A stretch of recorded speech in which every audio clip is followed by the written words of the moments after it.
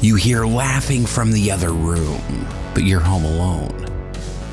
A knock at the door, and the black-eyed children want you to let them in. You drive by that abandoned house that everyone says is haunted, and a figure is standing in the window. You go for a hike, and you experience missing time. How long were you gone, and where did you go? You're camping, and you hear a voice calling you in the woods, but that sounds like your own voice. Every town in the world has its scary stories. This is the Local Legends Podcast. Welcome back to the Local Legends Podcast. I'm your host, Berton Moran, and it has been a while, and for that, I apologize, guys. I have been busy. There's no excuse really. I have gone to the Rocky Mountain Nightmare Convention in Denver, Colorado, and that took up quite a bit of time, and then I started working on some projects around my house, and I did not forget about you guys. I have been thinking about episodes of what to bring you guys, and I think I have a pretty great idea here. But before we get into that, I just kind of want to thank you guys for hanging out. Appreciate you still sticking around. I know I can't guarantee my schedule is going to be 100% perfect. I am going to try to be more consistent, but if you've followed my channel for any amount of time at all, or my YouTube channel or the podcast so far, you know that I am guaranteed not to be that consistent. I am going to try. I'm not going to stop. I know that. But anyways, back to what I was saying. I have a pretty good idea on what I'm going to be focusing on, at least for the next few episodes going into this. Okay, so here's my big idea. I want to go over urban legends from each state. Now, the best way for me to do that would be alphabetically. And lucky for me, I looked up, 50 states in alphabetical order. Basically, each episode coming forward unless I have another idea that I want to interrupt the schedule for. The Local Legends Podcast is going to focus on local legends from each state until we finish all that, and also other random episodes. First on the list for the states would be Alabama. And I'm not going to lie to you guys, I'm going to try and look these up at the same time, but I've already researched quite a few of these different urban legends, and yes, this one is coming off of onlyinyourstate.com, as well as a few other ones. Okay, so the first one here is called The Dead Children's Playground of Huntsville, Alabama. Now, this is not a new phenomenon. I've seen videos online of haunted playgrounds, swing sets, swinging on their own, people not being able to understand why it's swinging, and it is creepy. But this one, I don't know, this one's got some pretty interesting stuff. Even in my state, there's a haunted playground that I would actually like to go and investigate. But, like I said, the Dead Children's Playground of Huntsville. And they have a picture here in black and white, and it looks like it's surrounded by trees. It's pretty neat looking. I would definitely go check this out. But here is the little story that goes with that one. Tucked away in Huntsville, Maple Hill Cemetery is Dead Children's Playground. So starting right off, it's at a Maple Hill Cemetery, so that's already got a nice creepiness going to it. According to the legend, the spirits of children buried near the playground come out to play during the late night hours. Many visitors of the Dead Children's Playground have witnessed swings moving on their own and the ghost of children playing. See, that's okay, so going into that, knowing that it's next to a cemetery, and that, according to this, witnesses have seen not only the swings moving on their own, but ghost children. I don't know, man. That's an interesting one. I myself would love to go check that out. And looking at the picture here, I don't see a cemetery in the picture, but that does give some kind of credence, if you ask me, to the possibility of a haunting. Not that all cemeteries are haunted. First off, this is not an exact science on paranormal investigation. Nobody can tell you why something is 100% haunted, why it is or why it is not. But with the fact that it's next to a cemetery and that it has multiple witnesses, like the swing set moving thing, Sometimes that just happens. Sometimes it's the wind. It's not a big deal. Like I said, I've seen videos of that, which it just has not impressed me. But this one does sound interesting. I might have to look farther into that one. Now, I'm not sure what this one is. Okay, I'm reading the next one here. Boyington Oak in Mobile. Mobile's Church Street Graveyard. There's an oak tree growing from the grave belonging to Charles Boyington, a man who was executed for a murder he didn't commit. When Mr. Boyington realized he was about to die, he let everyone know that the oak tree would grow from his heart to prove his innocence. It did just that. Several passerbys have heard strange noises coming from the Boyington Oak. Could it be Mr. Boyington? Okay, so that's one I'll have to dig farther into because I had no idea about this. They say that he was accused of a murder he didn't commit. How do they know he didn't commit it? The fact that an oak tree grew there. I mean, it's got a picture of it. It's a pretty big oak tree. It looks like it's next to a building of some sort. I don't know. It doesn't... Just because there's a tree growing there, I don't know. That one seems a little far-fetched. I'm not going to go for that one. Oh, wow. Okay. Going down the line here, I will tag this website that I'm using so you guys can check out these pictures, read the articles yourselves. OnlyInOurState.com is what it is. It's got Hell's Gate Bridge. And now looking at the bridge itself, I'm not even... Are you kidding me? This looks almost identical to the Goatman's Bridge down in Texas. It's got a couple distinct differences, but really close, like almost the exact same layout, almost the exact same length. It's very cool. So let me read this one here. This is in Oxford, Alabama. Many years ago, a young couple lost their lives while driving across Hell's Gate Bridge. According to the legend, if you stop on the bridge and turn off your lights, a member of the couple will sneak into your vehicle and leave a wet spot. If you're wondering how the bridge earned its name, wonder no more. Supposedly, if you stop on the bridge and turn around, the road behind you will appear as the fiery gates of hell. Today, because of its condition, Hell's Gates Bridge is closed. Learn more by watching YouTube video. It doesn't even show a link, so that's interesting. But, okay, it does. Oh, okay, I can see why the bridge is closed. There's literally only half the bridge.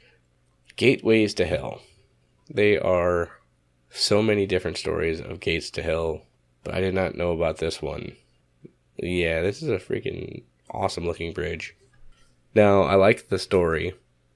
I would love to take that challenge, but I'm not going to drive a vehicle on that because it does look very janky. I wish that they had done what they did with the Goatman's Bridge, because it used to be a bridge that you could drive across, but now it's mainly for pedestrian crossing. You have to walk across it, which I did. I took the challenge and all that stuff. It was really awesome. But this bridge would be an awesome one if it had some kind of upkeep to it. As far as the turning around on the road and you'll appear fiery gates of hell, well, seeing how there's only half a bridge, you'd be pretty screwed if you even tried this one, because if it was to have worked, you cannot go forward across. You'd have to go through the fiery gates of hell. So that's neat. I do like this one. I don't know. If I have to rank them, I'll tell you what, I'm gonna give them a ranking at the end of this video. So yeah, that's awesome. Number 4, Sally Carter's Grave in Huntsville. And the last one in Huntsville? No, one of these other ones was in Huntsville. Yeah, the Dead Children's Playground. Huntsville's got some stuff going on, man.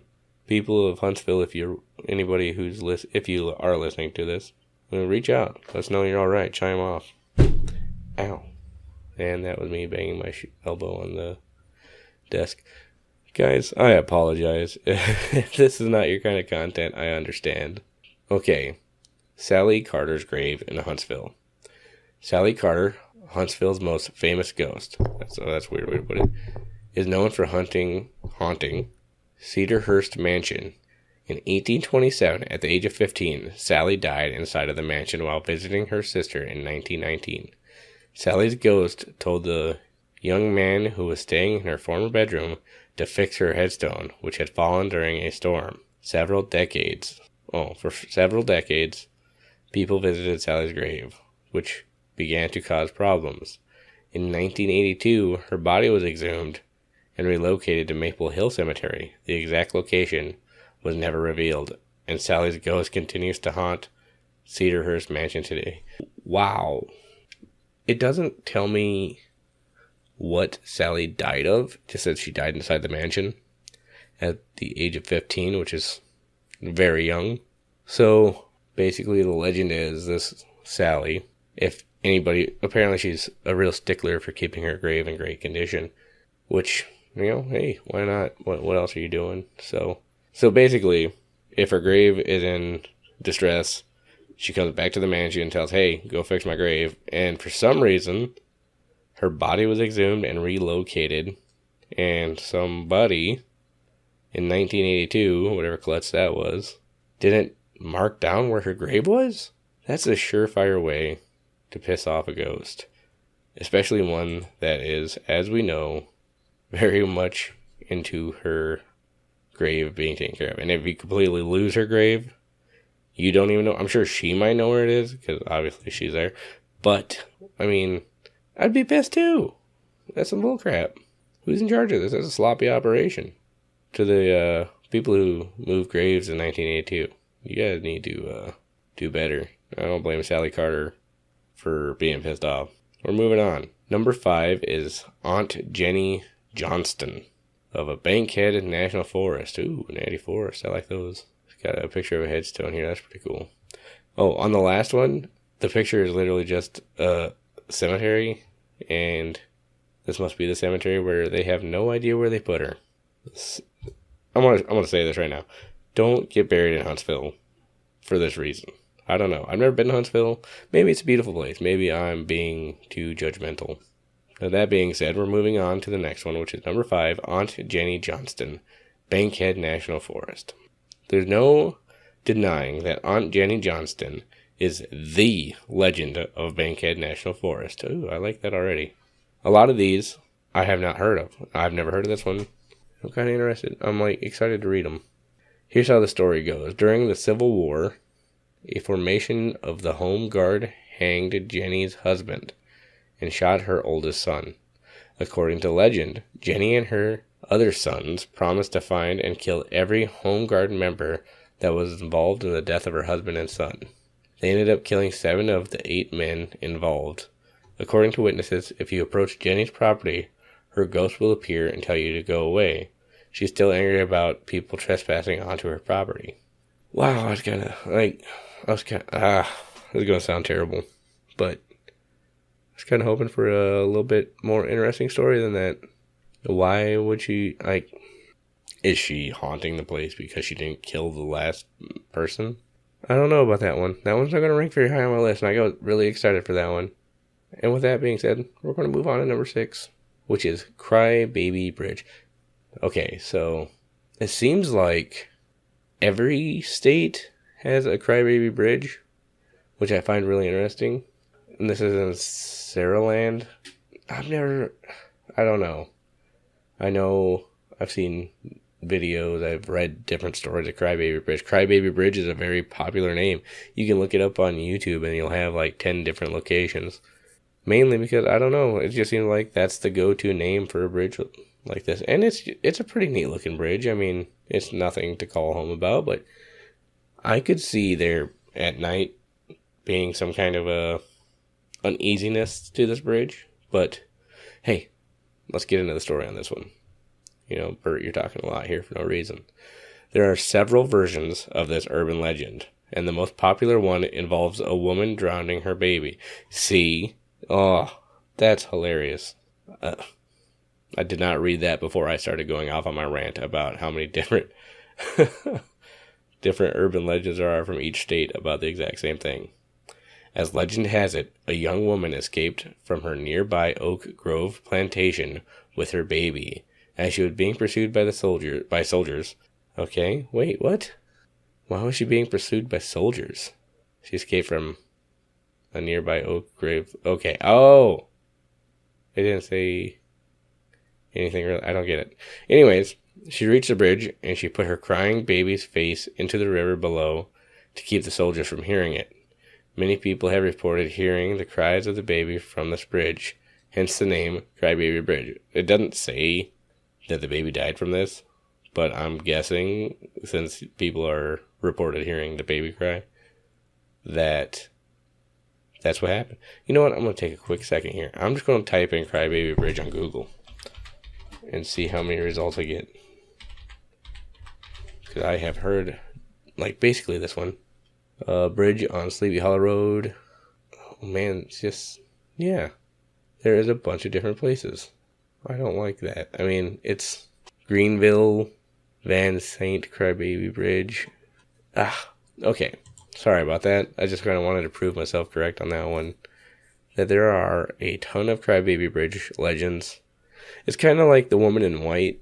Almost every state has a woman in white. And I'm not saying that, hey, why can't every state have a woman in white? I just think maybe come up with a different name for the bridge. So we'll go on to number 7. Hug and Molly of Abbeville? I want to say Abbeville. Oh, wow. Okay, so they got like a pretty cool little article thing here as their picture.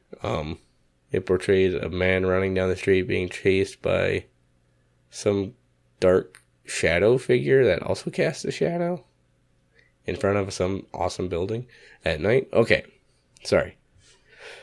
Ooh, this one's called Hug and Molly of Abbeville. One of the most fascinating Alabama cryptids. Hugging Molly has been described as a 7-foot-tall woman dressed in black. She walks the streets of Abbeville late at night, and if she finds you, she'll give you a big hug and scream into your ear. Children are often told this story to keep them from staying out late past dark. Sorry about that. I don't know. I like that one. I've never heard of Hug and Molly. I'm gonna type that in to Google because I also like to see art and just like people's, like, what am I thinking? I want to see people's artwork or anything like that. I'm gonna just look up images real quick. Oh my god. What? Dude. Holy crap. Abbeville. Literally the sign that, like, you know, the welcome to Albuquerque, you know, Albuquerque welcomes you or something like that. Welcome to Abbeville, home of Hug and Molly, and they have the big, tall figure of a woman chasing a man down on their sign. Dude, I love that. If you guys haven't, check it out. Okay, there are some pretty awesome ones. Like, it doesn't say what happened when she screams in your ear. She just bits you off, scares the shit out of you. But I'm going to look that up real quick. Hug and Molly. Wow. I never heard of this one. The versions of who Hug and Molly actually was vary, but one frequent description depicts her as a giant of a woman, maybe 7 feet tall, and as big around as a bale of cotton. I don't know how big that is. Some say her ghost still walks the streets of Abbeville late into the night, sweeping her black skirt as she goes. If you happen upon her, she'll chase you down, give you a hug, and scream in your ear. Jimmy Rain, an Abbeville native and lifelong resident, grew up hearing the legend of Hug and Molly. For him and his friends, she was as real as the trees that rustled in the wind at night. This is a quote. Anybody who grew up in Abbeville grew up knowing the legend of Hug and Molly. Jimmy says, if your mother or dad didn't want you to be out after dark, they'd tell you Hug and Molly would get you. And you would believe it too. That's pretty neat. Okay, what is it? One night, Jimmy and his good friend Tommy Murphy heard the story from Tommy's dad. He told them he knew Hug and Molly. Molly was real because she had sprung from the shadows and hugged him one night. They were convinced of it. That had to be true. To this day, hearts beat faster as the moon rises in the sky over Abbeville. Hug and Molly dressed in all black. Okay, this is... holy shit. I want to go to Abbeville. And I think it's Abbeville. It's Abbeville. If it's Abe, I'd be really confused, but I'm pretty sure it's Abbeville. Holy crap. I 100% would go there. And I would film it. I would spend the entire night outside filming the entire thing. And it doesn't say she kills you. It just says this big, tall figure of a woman hugs you really tight and screams in your ear. I don't know if she goes away like right after or what, but oh my god. I'm going to have to open up Patreon sometime. just trying to get money so I can go and do these places. Because I go to a lot of different places. But, man, I'd love to. I've never been to Alabama, but, oh, my God, that's the one I want. I know how I'm ranking this so far. Alright, guys, this looks like the last one on the list. And I hope it's as good as the last one, because I really enjoyed that. According to legend... Okay, Witch in the Woods of Gadsden, Alabama. Witch in the Woods is what this one is called. As far as names go, that's pretty awesome. I don't know if it's as good as Huggin' Molly, but we're going to find out. This is going to be the last urban legend from this website, and oh man. Alright, here we go. According to legend, if you walk along the wooded Hines Road, you'll likely encounter a woman telling you she sold her soul to the devil. This woman was a witch who lived in the woods, and her evil soul continues to frighten people today. Alright, I like that. How many of these Alabama urban legends were you already familiar with, and which are brand new to you? What other urban legends would you add to the list? Okay, I guess that's it. So, wow, that was really disappointing on that last one. You should not have tried to follow that up after Huggin' Molly. This list really kind of dropped the ball on that. So, according to legend, if you walk along the woods and the Hines Roads, you'll likely encounter a woman telling you she sold her soul to the devil. This woman was a witch who lived in the woods, and her evil soul continues to frighten people today. It doesn't say she does anything. Like, Gadsden, step it up. Okay, you know what? I can't leave it like that. I gotta just do what I'm calling a quick Google search. Google, everybody's master. Google. No, I don't need all of that. I don't want a YouTube video. Besides the one we're making, right, guys? Okay, now let's see. I'm going to a different website. This one's called truecrimeandchill.com. I've never heard of this one, or maybe I have, but it looks pretty good. In Gadsden, Hines Road said to be haunted by the ghost of a woman who appears in the woods. The story tells the witch who lived in the woods that surrounded the road. They say that if you're brave enough to walk along the road at night, the ghost will rush up to you screaming, she sold her soul to the devil. Okay, see, the way they worded that sounds a little bit better. But at the same time, it's just a woman coming up yelling, I sold my soul. Which, at night, it can be terrifying, and she is a witch, so I don't mean to piss her off. If anybody in Gadsden is hearing this podcast, don't go, selling me out to this witch now. I'm not brave enough to mess with that kind of magic. Okay, I'm going to pick my top 3 from this. I'm starting with number 3. So, for me, number 3 on this list is going to be the Dead Children's Playground, which was the first one we read. I enjoyed that one a lot. Being next to the cemetery, that really made it cool for me. I like that. Now, my second, so is the third, so this is my second favorite, was Hell's Gates Bridge. And I know that I kind of dissed on it a little bit while talking about it, because it is not in that good a shape, but the layout of the bridge, and I like a good Gate of Hell story. That one, it's definitely my number 2, but as I'm sure you have guessed by now, my number 1 urban legend of Alabama is Huggin' Molly of Abbeville. Abbeville, Alabama, you guys have the best urban legend of Alabama. Hugging Molly, even though she doesn't really threaten your life, she sounds amazing. The fact that the entire town has gone in on this. I'm here for it. I want to go. Guys, I want to go. God, I'm going to look farther into this Abbeville one. Shout out to Huggin' Molly. That would be such a cool story to have. Even if you are attacked, quote unquote attacked, which is just hugged, by Huggin' Molly, that would be awesome. Seriously, check it out online. I want you guys to see the sign. Just the entryway into the town there. It's freaking amazing.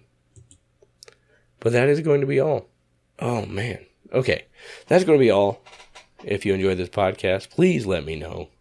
It's also going to be on YouTube, so if you enjoyed the video, let me know. I will post probably the pictures on the YouTube video itself if you're listening on the podcast or your podcatcher app, whatever it might be, Spotify or any of them. Not Apple, because I still have not set that up yet. Imagine that. And Yeah, like I said, I'm going to post the pictures onto the video, but you guys let me know what you think of each of these urban legends you heard, and tell me which one was your favorite in the comments. Or just like, however you can. Message me on Facebook at Berton Moran, Twitter at Berton Moran, TikTok at Berton Moran. No, TikTok is Bam Moran. Sorry, TikTok at Bam Moran. Get a hold of me somehow. Subscribe to my YouTube channel. Follow the podcast. Let me know what you think. Alright, guys, I appreciate you. Thanks for hanging out.